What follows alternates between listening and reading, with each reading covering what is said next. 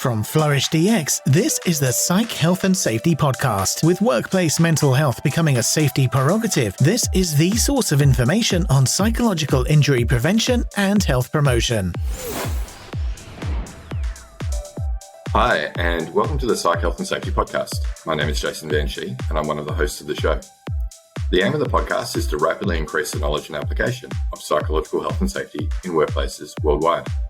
To help with this, we usually have regular guests from around the world who are leading the way in this important area, but today is another expert series episodes where today's topic being on using benchmarking to create a holistic employee mental health strategy.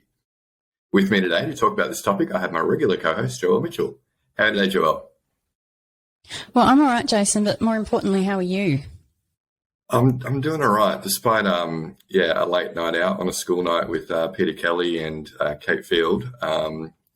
I'm doing okay. So, listeners, Jason is currently in London. While the rest of us are back here in Perth, keeping things running.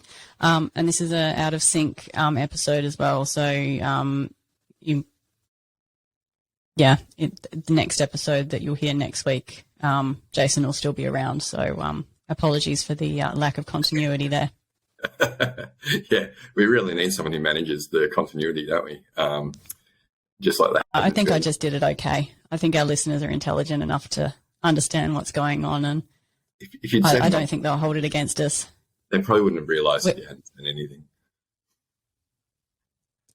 I don't think that they're that dumb, Jason. They would have noticed. I didn't say that I'm dumb. Far out. Okay, so, London's nice. People here are great. I ran into Louise Hoskin just randomly in the road yesterday. And she was freaked out. She was like, do you know how many millions of people there are in this city? And we just run into each other on the road. And it was strange because just like minutes before that, I was thinking, I wonder if I'm going to run into anyone that I know. And then I did. So it's very much like Perth, I've got to say, London. Very similar sized cities. You are obviously... Yeah. London's just a big country town, just like Perth. It sounds like it. It's the only explanation. Must be. So we had some hail here this morning. Did you freak out? Yes, I was at home, so everything was safe. So your roof has been fixed? It has been, yes. The roof's been replaced. Yep. That's good. Doesn't need replacing again. The hail wasn't that big. I don't know. I haven't been up there to look at it. Okay, no, fair enough. Looking forward to talking about this topic today. Looking forward to catching up with a bunch of people this week while I'm here in London, and then catching up with a bunch of people all at once at the Wellbeing at Work Summit on Tuesday next week. So that will be great. But today, as I mentioned at the top, we're going to be discussing a new topic, and that's around using benchmarking for creating a holistic employee mental health strategy. Listeners who can't tune in for the whole episode should check out a new website we've put together on the topic, including a special offer for a campaign that will be running this October to coincide with World Mental Health Week. The site is www.mentalhealthbenchmark.com. You'll find the link in the show notes if Joelle remembers to put them in. I will. Joelle, I always remember. Yeah. You do. You haven't let listeners down yet. So when you hear the term benchmarking, what do you think? I think, now I think about all of the work that we've been doing on our benchmarking tool and Delphi methodology and all that kind of stuff. So I think that's maybe swayed my thinking about it. But before that, I think back to other tools that I've seen or seen the results of. They would tend to focus on sort of personal illness type outcomes. So what proportion of this group, whether it's a workforce or some other sort of part of the population, has these different sort of levels or severities of symptoms, or else from a workplace, organizational perspective, it might be more focused on the employee benefits side of mental health. So, do we have an EAP? Do we have a, mental health first aid system? Do we provide awareness training? Do we, do the stigma reduction stuff, those types of things? Yeah, and I've seen similar for sure, particularly around, when companies want to be awarded like a gold certificate or whatever for, having a mentally healthy workplace. There's a lot of checkbox things. And as you say, there's a large focus on either individuals or more awareness raising type activities. And I think the other thing that I've noticed with a lot of those benchmarking tools is that it's very easy to just sort of click through the answers because you want to see what the questions are. And I remember I was actually doing one of those as we were thinking about our tool and thinking, well, I wonder how many people actually do this. They're not really answering the questions properly. They're just clicking through to see what the questions are. And then, does that actually go into that pool of data that's used for benchmarking, and how accurate actually is that pool of data then that's used to benchmark against if, 30% of it is just people being nosy. Yeah, and look, we definitely have that ourselves with a simple tool that we've got called the Mental Health Audit, which is just 14 questions, and we make it freely available for people to go on. There's no doubt to me that at least 50% of that data is crap. So the benchmark actually means nothing. Yeah, and that's it. So you started, I guess, thinking about this different approach to mental health benchmarking. What got you thinking about that? Well, it was actually it was interesting. Only a couple of months ago, we had one of our partners out in Canada mention to us, "Hey, you've got all the technology available. You are interested in using data to inform better mental health practice. Have you thought about benchmarking?" And at the time, I thought, well, isn't there a lot of benchmarks out there already, as we've discussed? And then, as we also discussed, I've realised, well, there's a lot that can be improved with how we assess what companies are doing around workplace mental health and the benefits that might have. And so, as we kind of have talked about already, most benchmarking is focused on the wrong things. So it's either focused on reactive benefits like EAP or mental health first aid training, or people talking from lived experience, or it's focused on individual behaviours or even symptoms of mental illness like depression and anxiety, rather than evaluating the systems that a company puts in place to prevent harm. So given the increased understanding of psychological health and safety and the importance of taking a systems-level approach to employee mental health, I think what we need to do is really make sure that when a company is evaluating holistically their approach to employee wellbeing, that they need to understand that they need to look at that prevent harm and psychosocial risk management piece as well. There's also another thing that kind of came to mind when we started looking at benchmarking, and it was actually interesting because one of our previous guests, Hilary Bennett from New Zealand, had put out a paper just in June or July of this year talking about, well, what actually works when it comes to workplace mental health. And so the things that there's a good evidence base around are things like flexible working arrangements, organisational justice, tolerable work demands, all these sorts of things. But they said the jury's still out on things like resilience training and mental health first aid and mindfulness apps and that sort of thing. So given that we've got a technology platform where we can at scale consult with the workforce, as well as enabling HR and health and safety practitioners to do a self-audit of the systems and interventions that they've got in place, we can actually marry the two. So hopefully what we're able to do is to go, well, these are the things that actually move the dial in relation to workplace mental health and really contribute to that evidence base about what works, because there's not enough data to inform these things. Yeah, definitely. The issue with the relationship between interventions and outcomes just hasn't been well assessed at all. And as we had Don McCreary on a while ago, sort of saying similar things there. I think the ability to do some robust evaluations of the relationship between different types of interventions or systems and their relationship with employee outcomes would definitely be valuable. Yeah, and the sort of scale that we can get this data at would be, really create a very solid evidence base, I think. And we can compare things that maybe haven't been compared so well as before, like the provision of a mindfulness app versus a continuous improvement approach to psychosocial risk management. So I really hope to be able to demonstrate through the data collected through this tool that things like just engaging an EAP vendor, that doesn't move the needle in relation to employee mental health. But hey, if you were to mature that system or that intervention in a way where, it is continuously improving your understanding what are the barriers for people accessing the service, you're making sure that the quality of that service is being monitored and improved as well, then hopefully over time, it does end up having more of a positive impact on employee mental health. But I guess, it's not just one system or intervention versus another, but it's also the maturity of those systems as well, and how well those systems are, improving over time.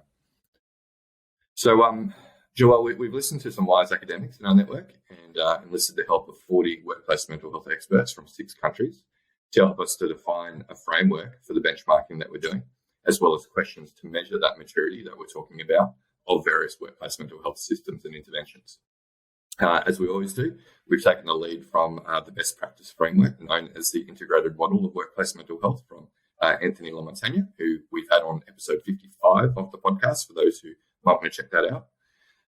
But for our listeners who don't have time to get back to episode 55, and they really should find the time if they haven't already, can you maybe just describe that model briefly in the 3 levels of intervention? Yes, I can't do it the justice that Tony can, but I will do my best, listeners. So essentially, the integrated model is talking about having systems and interventions in place to cover the full spectrum of employee mental health, from those who are experiencing symptoms of ill health through to those who are, in a state of flourishing, and really having good coverage across that spectrum of mental health. So the integrated model talks about 3 pillars that it groups these systems and interventions within. And so the 3 pillars prevent harm, promote flourishing, and respond to ill health. And so the respond to ill health is sort of the pillar that organisations tend to address first and most consistently. And that's where we do see things like your employee assistance program sitting under that type of a pillar. Our promote flourishing pillar is where we would look at, positive psychology interventions, giving people, strengths-based activities or coaching and that kind of thing. And then in the prevent harm side of it is where we tend to see the largest gaps in organisations, and that's really what we spend the majority of our podcast talking about, is how do we actually get a better understanding of the psychosocial hazards that are present in our organisation. How do we understand the risk associated with that? What are the interventions we should put in place to mitigate that risk? But also, how do we embed those approaches within our broader management system to make sure that they're sustainable? Yeah. Look, you acquitted yourself well there, Joelle. So, Gosh, thanks. Well, that's why you paid the big bucks, right? So, sure.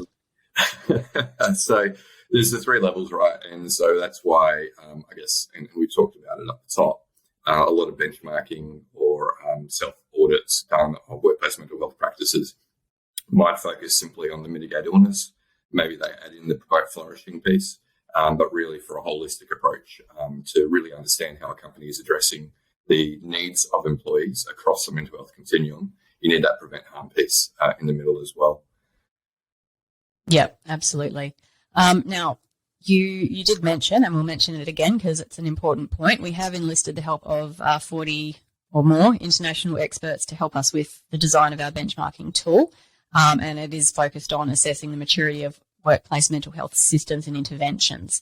So before we actually go into more of what that process looked like, can you explain to our listeners, and I say this with no irony, what do we mean, Jason, when we say maturity? So you're saying I'm not the best person to explain what maturity is? I said that I said it without irony. Thanks for the clarification. Maybe I'll talk about maturity models, not maturity from a lived experience. Let's talk about systems maturity instead of personal maturity. How about that? So look, maturity models can be a useful diagnostic tool to help determine problem areas and areas for improvement. Maturity generally refers to how effective a system or intervention is likely to be at having the desired impact on outcomes. So when we started thinking about maturity when it comes to workplace mental health, we really looked at low maturity systems or interventions being characterized by ad hoc activities, being reactive, non-strategic, and maybe even focus on awareness raising as opposed to creating impact and positive outcomes. High maturity, on the other hand, is characterized by more leadership support, and we talk about leadership support across the business, not just an exec sponsor, but hey, it's every level. Integration into other business systems and processes, data-informed decision-making, and continuous improvement. And really, if you look at systems maturity models in relation to anything, whether it's information security systems, whether it's safety systems, then continuous improvement is typically the highest level, I guess, where you're just making iterative improvements over time based on quantitative data that you're collecting. So is there any other way that you'd consider maturity when it comes to workplace mental health? I think what's probably important to point out here is that, like, if I think about other types of maturity models, a lot of the time it's like a progression from one level of maturity to the next, and you sort of need to get to level 2 before you can get to level 3. I think that in this case, it's probably quite likely that we would have organisations who are at a higher level of systems maturity in one pillar and then a lower level in another pillar. So I think that, we need to allow for that when we're talking about how progression happens, for example, or how that process of becoming more mature or establishing more mature systems happens. I guess the other way that people might think about maturity from a workplace mental health perspective is to not think about the systems of the organisation, but rather think about things like attitudes and behaviours of the members of the organisation, and use that as a proxy for maturity, which I think would probably be a fairly easy mistake to make in this context, but it would be probably the wrong approach to take if you were wanting to look at maturity within an organisation. Yeah, so important to recognise when we're talking about maturity of systems. In our benchmarking, we're actually evaluating the maturity of 10 different systems or interventions for workplace mental health, which we'll define in a moment. But then there's this overarching level of maturity as well, right? So that will actually be quite interesting as we start to get data back from organisations, particularly linked to employee mental health outcomes. And I wonder if there could be like one single score that we develop around, this is how mature the organisation is in total. So we might need someone with a fair bit more nous when it comes to some pretty complex data science, I think, in that regards. Well, almost as if we need to recruit a data scientist, Jason. They're on the way. Hopefully before the end of the year, we have someone. We've got a couple of people in mind for that role. So we do, yeah. So would you like to tell listeners, I know that you do, tell listeners about the process that we followed to get to this point?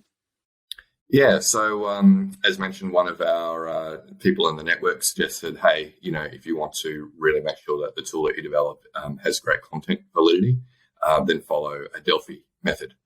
And the Delphi method basically is a chance to get anonymous feedback from a group of subject matter experts, whereby through various rounds, they are giving you feedback, which you're then sharing with the group.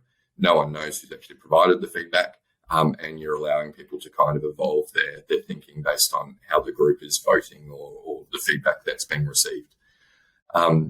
The benefit of this approach is in comparison to, say, a face-to-face workshop where you've got a bunch of subject matter experts around the table. You can imagine someone like a Carlo Caponecchia or a Tony LaMontagne, what they say would carry maybe more weight in people's minds than what someone maybe without that level of experience or academic knowledge. So in a Delphi method, everyone kind of gets to have an equal say and not necessarily swayed just because of someone's reputation that they're bringing in. So it is actually quite a robust way to get good feedback from a broad range of subject matter experts, and hopefully come up with a very valid and something that is quite a useful tool for organisations to understand where they're at. So we, when we did put our panel together, we had some stipulations. I had to have at least 10 years experience post-qualification, so no grads. They needed to have at least 4 years experience, with most of that was devoted to workplace mental health. And the majority of these people had, well over a decade, if not 2 decades worth of experience. So we're very fortunate to have quite the network, I guess, through the podcast and whatnot. And the people in the Delphi, range from academics to practitioners and everything in between. And 6 countries represented as well, particularly the countries that we know are most advanced when it comes to psychological health and safety in particular, being the UK, Canada, and Australia. So we went through a few rounds. The first was to agree to the 10 different systems and interventions, and we got the panel to provide feedback on the definitions of those systems and interventions. We shared that feedback with the group with the revised definitions based on the feedback that we got and sought consensus on which pillars out of the integrated model that they best fitted under. Then what we did internally was develop 10 questions for each of the 10 systems or interventions to help assess their level of maturity. So again, you could think about, early questions being things like, you're doing awareness raising versus the highest level of maturity, continuous improvement. Then we asked the feedback from the group, and then the feedback was consolidated. The questions were updated and shared back to the group for final consensus. So, it's quite a good process to make sure that, it's not just us, not just what Flourish DX says is good practice and is appropriate, but getting consensus from, very much world-leading experts in the space. Yeah, and it is an impressive list of names that we'll be able to have on the front of that benchmarking tool. So that will be exciting when we're at the point where we're ready to let that out into the wild. Should we maybe talk about what the 10 systems and interventions are, Jason? Yeah, probably a good idea. So we landed on 4 systems and interventions under the Respond to Ill Health pillar, and then 3 under the Prevent Harm and Promote Flourishing. Under Respond to Ill Health, one of the most obvious ones that many companies do is around mental ill health education and help seeking. So it's really around, helping people to understand what are the signs and symptoms of mental ill health, when and how to get support for oneself, as well as how can you direct your colleagues to support. So think, are you okay? Think, leaders getting up and presenting, think about formal training, that sort of thing. Another one that's very common in workplaces is peer mental health networks. So we looked at the terminology. Do we call it mental health first aid? Do we call it peer support? And we landed on peer mental health network, given that some of those terms are not necessarily internationally used. But really it is something like mental health first aid, or what people are aware of as peer support networks. So having a network of trained workers who can confidentially be accessed by their colleagues to discuss mental health concerns. Next up, we had professional mental health assistance. So this, I guess, is what a lot of people would refer to as employee assistance programs. But again, we had to think about the international language, and some of the feedback we got from some of our international panelists was that EAP wasn't universally understood. So we really just talked about professional mental health assistance, but it is EAP, I guess, because it's support delivered by health professionals for workers with mental wellbeing concerns. And then the other one was around injury management and return to work. So having processes to identify, assess, respond to, support and accommodate workers with disclosed psychological ill health or injury or following a prolonged absence from work. And for those of our listeners who are familiar with the ISO 45003 standard, this is actually part of that as well. What sort of accommodations are you making to support workers who have ill health at work or returning them to work after an absence? So that's the respond to ill health pillar. Under the prevent harm pillar, we've got 3, and these are all related to more risk management or psychological health and safety, really what is core to this podcast. So the first one we had was another education intervention or system around psychological health and safety. So it's about building awareness of work-related factors that influence worker mental health and ensuring both workers and managers are aware of their responsibilities for managing psychosocial risks in the workplace. And I guess this is a key thing that we often see companies skip over. They go straight to assessing psychosocial hazards or risks without necessarily giving the language and knowledge to workers about their responsibilities, whether they're workers or managers. So, I think it's useful to have that as another intervention that companies should consider as separate to, say, mental ill health education. This one specifically around education around psychosocial and psych health and safety. We then have psychosocial risk management. So our listeners who listen to the podcast regularly should know all about this one, but it's the ongoing process of understanding the likelihood and consequence of harm associated with worker exposure to psychosocial hazards and risk reduction through elimination or control of hazards. So pretty much, following 45,003, what the details that it's got around there around understanding hazards, risks and controls. But we also felt that we needed another intervention or system underneath the prevent harm pillar. And we were originally looking at having policies and procedures, understanding that policies and procedures are often an administrative control for the control of psychosocial hazards. But then we decided to go broader and have management systems as the pillar.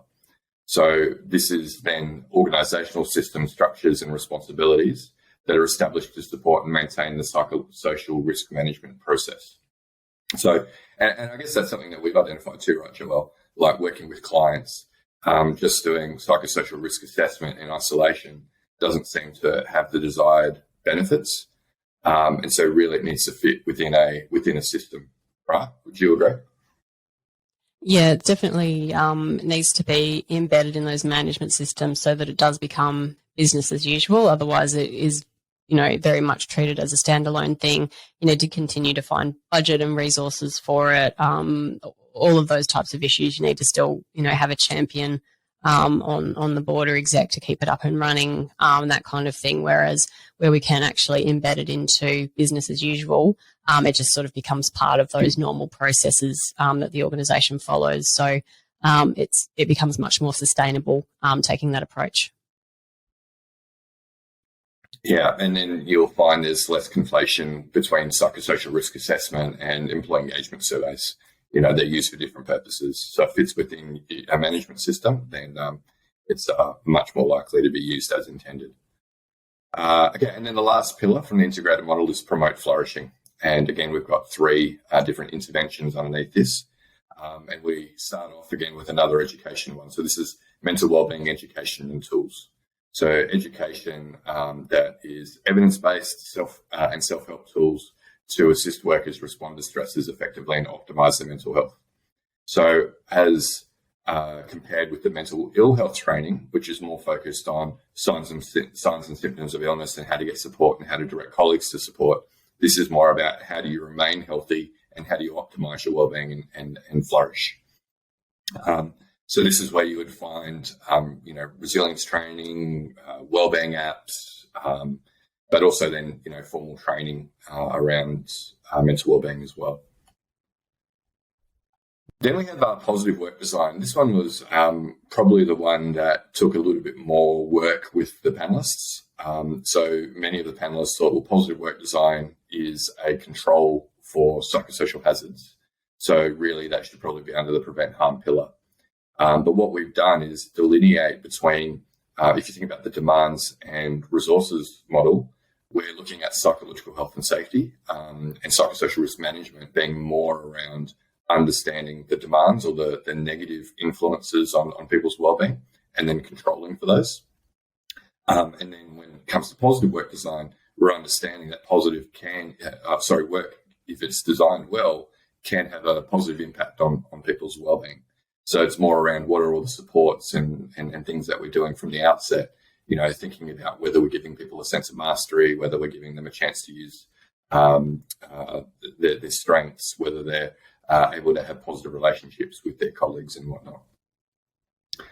Then finally, the last one we've got is around strength-based interventions. So if you think about the science of positive psychology, for instance, there's a big focus on leveraging strengths. And definitely there's a growing body of literature that suggests when people are using their strengths at work, then they're more likely to be more engaged, more productive, but also have high levels of well-being. So we define strength-based interventions as identification and use of strengths at work for optimal person-job fit, growth and development, and team functioning. So I guess hopefully our listeners listening to those, and again, you can go to the website, mentalhealthbenchmark.com and see those and the definitions on there, because it's probably hard to just listen to it and understand.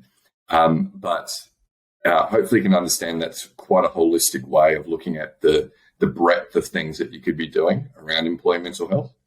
And hopefully you agree with us that it's a nice way of intercepting or incorporating more of that risk management based approach as part of your overall employee mental health strategy. Yeah, and so the idea there with those 10 systems and interventions is that you would have sort of representatives from the human resources and health and safety teams within an organisation, and potentially somebody from the exec or something like that who would actually go through that self-audit and answer those questions. You also mentioned that we've got the ability to do some employee consultation as well. So would you like to talk about that? Yeah, that's right. So given it's World Mental Health Day next month, it would be great timing, we felt, for a campaign where on top of a self-reflection on current systems of interventions for workplace mental health that, like you say, HR and health and safety ideally would sit down and do together, that employees are also able to provide input into their lived experience to give more of a complete picture. And it kind of then would help companies, I guess, fulfill part of their duty of care to consult with workers about their experience of work and psychosocial hazards in particular. So there's 2 steps to the employee consultation piece. So first, using our mental wellbeing check-in tool to assess current mood. We also use that to identify psychosocial hazards. Then we also collect some information on things like burnout level, mental health stigma, psychosocial safety climate, and the like, which is valuable baseline data to gather in order to reassess down the track to see if, improving our overall employee mental health strategy actually helps to improve these metrics, which you'd hope they would. We really kept survey fatigue in mind with this, so all measures are very concise. So that should take no longer than 5 minutes for most employees to complete and can be accessed really easily via a URL or a QR code that people can scan on their phone and do. So we believe that this extra data piece will be hugely beneficial to add to the evidence base around what works as well in workplace mental health. It'll also helpfully provide evidence towards a compelling business case why organisations should consider less common and maybe more difficult practices such as psychosocial risk management. But we obviously believe that they have a much larger benefit for employee wellbeing, because what we're able to do, I guess, by having that employee voice as well as the self-audit and linking them together, is we'll start to be able to understand, what does work. And, if we hit our target of having 100 plus companies participate in this, then it'll be a very rich data set for us to interrogate. So leading on from that then, obviously we want companies to participate so that we can actually have that data set and that they'll benefit from that ability to benchmark as well. And normally we don't really talk about our products and services that much on this podcast. This episode being an expert series, sometimes we do take that opportunity a bit more, and obviously we have been spending the entire episode talking about this fantastic new tool that we've been developing. So if listeners are still listening, do they have a special offer that they can take up? Yeah, so first of all, we should just make it clear that the benchmarking service is only available for larger companies who have more than 250 employees. We felt that it's unlikely smaller organizations would have the resources to be able to properly execute on, the 10 different systems that we've just outlined. Yes, just to be clear, if you are in a smaller organization, it's not available because it's, the data and the questions that we ask probably aren't going to be relevant for your size of organization. For those listeners who are in large companies that have more than 250 workers, you can participate in the benchmarking from the beginning of October for free. So that includes both the self-audit as well as the use of the employee check-in survey. As part of the free offering, organisations get access to a live dashboard of results to both the self-audit and the employee wellbeing results until the end of December. And we'll be adding in the benchmark comparison scores to the dashboards by the end of November.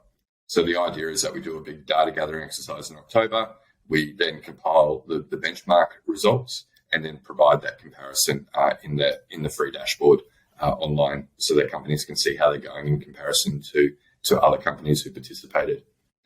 If companies want more than just the free offering, which you get quite a bit in the free offering, but they can purchase things like data exports, reports, and even consulting through either Flourish DX, so myself, Joelle, and Alicia in particular, or through our partners. And we are partnering with brokers, insurers, and the like, who are also making this available to their clients.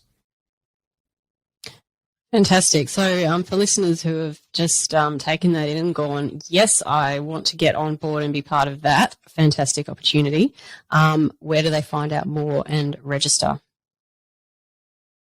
So we'll put the link in the show notes, but we have a website specifically for the benchmarking, which is at mentalhealthbenchmark.com.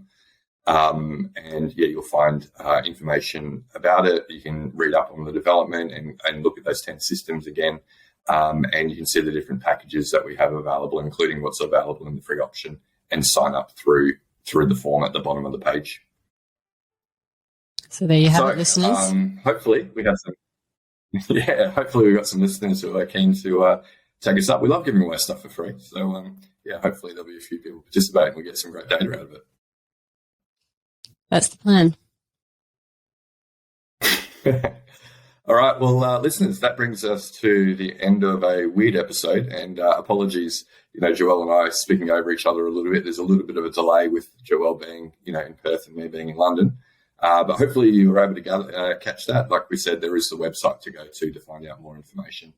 As always, we'll be putting some clips up on the Flourish TX LinkedIn page. You can also catch video on the Flourish TX YouTube channel and connect with us over LinkedIn if you want to discuss this opportunity or any of the other things that we discuss in more detail.